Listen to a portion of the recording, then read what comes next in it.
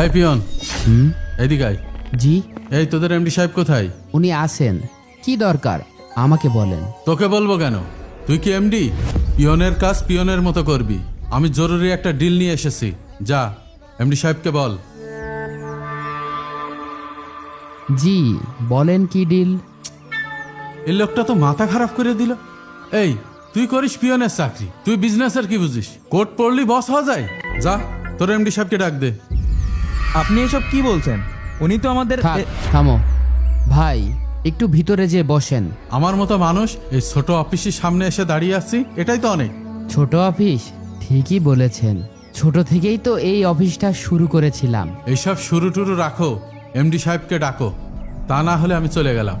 Sir, আপনি যাকে peon ভাবছেন উনি তো আমাদের এমডি সাহেব, আকিব স্যার। উনি তো এই বড় কোম্পানির মালিক। মানে আপনি আকিব?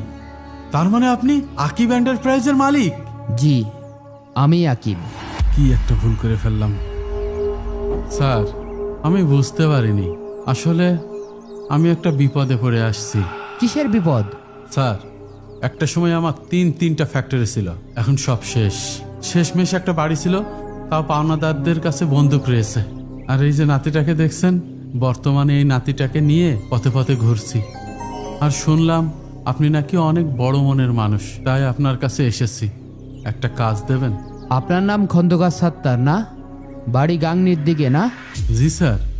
আপনি চেনেন আমারে? চিনব না? আপনাকে তো আমি 20 বছর আগে থেকে চিনি। মানে কিভাবে? তাহলে একটা গল্প শোনেন সাত্তার সাহেব। এই সাইফুল, তুই আমার কাছ থেকে যে লোন নিছিলি, সেই লোনের টাকা শোধ দেওয়ার সময় এখন শেষ। এই মুহূর্তে তুই যদি আমার টাকা না দিতে পারিস, তোর দোকান, তোর বাড়ি সব আমার নামে লিখে দিবি। ভাই আর একটা মাস সময় দেন, ছেলেটার পরীক্ষা। যদি এই দোকানটা কেড়ে নেন আমরা খাবো কি ভাই? সেটা দেখার বিষয় আমার না। টাকা যখন নিছস, টাকা তোকে শোধ দিতেই হবে। ভাই গরিব মানুষের মধ্যে একটু দয়া করেন ভাই।